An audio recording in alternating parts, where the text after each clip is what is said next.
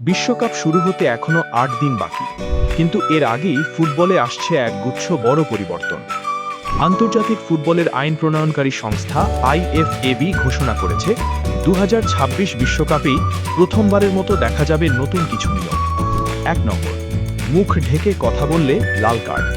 মাঠে কোনো বিতর্কিত পরিস্থিতিতে হাত, বাহু বা জার্সি দিয়ে মুখ ঢেকে কথা বললে সরাসরি লাল কার্ড দেখাতে পারবেন রেফারি। বৈষম্যমূলক মন্তব্য বা গোপনে কিছু বলার ঘটনা ঠেকাতেই এই সিদ্ধান্ত। ২ নম্বর, প্রতিবাদ করে মাঠ ছাড়লে ম্যাচ হার। রেফারির সিদ্ধান্তের প্রতিবাদে কোনো দল বা খেলোয়াড় মাঠ ছেড়ে চলে গেলে লাল কার্ড তো থাকছে, ম্যাচটিও হারতে হতে পারে ওয়াক ওভারের কারণে। ৩ নম্বর, থ্রো ইন ও গোলকিকে ৫ সেকেন্ড নিয়ম। রেফারি হাতে কাউন্টডাউন শুরু করবেন।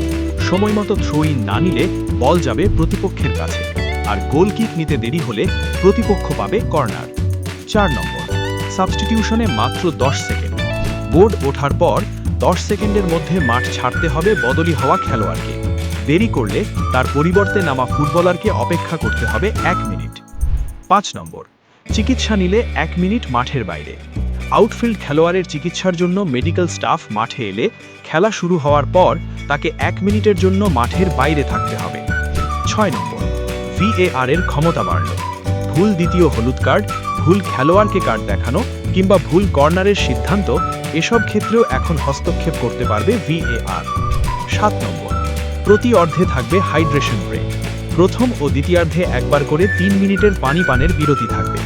সাধারণত প্রতি অর্ধের ২২ মিনিটের আশেপাশে এই বিরতির ইঙ্গিত করবেন রেফারি। ৮ নম্বর, গোলকিপার ইনজুরিতে আর ট্যাকটিক্যাল টাইম আউট নয়। গোলকিপার মাঠে চিকিৎসা নিলে দুই দলের কোনো খেলোয়াড়ই মাঠের বাইরে গিয়ে কোচদের সঙ্গে আলাদা আলোচনা করতে পারবেন না।